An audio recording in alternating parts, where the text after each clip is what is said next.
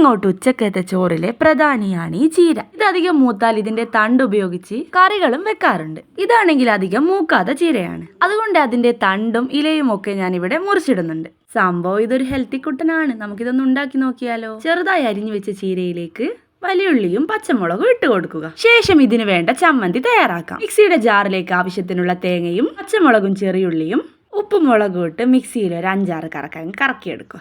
ശേഷം ഈ ചമ്മന്തി നേരത്തെ അരിഞ്ഞു വെച്ച ചീരയിലേക്കിട്ട് ആവശ്യത്തിനുള്ള ഉപ്പും മഞ്ഞപ്പൊടിയും ചേർത്ത് കൈവച്ച് തന്നെ നന്നായി കുഴച്ചെടുക്കുക. അപ്പോഴേ അതിന്റെ ആ ഒരു കറക്റ്റ് ടേസ്റ്റ് വരൂ. നല്ല വിറകടുപ്പിലാണ് ഉപ്പേരി ഉണ്ടാക്കുന്നത്. വെളിച്ചെണ്ണ ഒഴിച്ച് വെളിച്ചെണ്ണ ഒന്ന് ചൂടായി വരുമ്പോൾ കടുക് പൊട്ടിച്ച് നമ്മുടെ ചീരയും അതിലേക്കിട്ട് കുറച്ച് സമയം ഒന്ന് മൂടി വെച്ച് വേവിപ്പിച്ചാൽ നമ്മുടെ ചീര ഉപ്പേരി റെഡി. പിന്നെ ഒന്നും നോക്കണ്ട, കഴിക്കാം. എനിക്ക് ഈ വിറ്റാമിൻസിന്റെ പ്രശ്നം ഉള്ളത് കൊണ്ട് ഇഷ്ടപ്പെട്ട ഒരു ഉപ്പേരിയാണിത്. എന്തായാലും ഇന്നത്തെ ഉച്ചയൂണ് അടിപൊളിയായിരുന്നു. കൂടെ പായസവും ഉണ്ടായിരുന്നു. അതോടെ ശുഭം.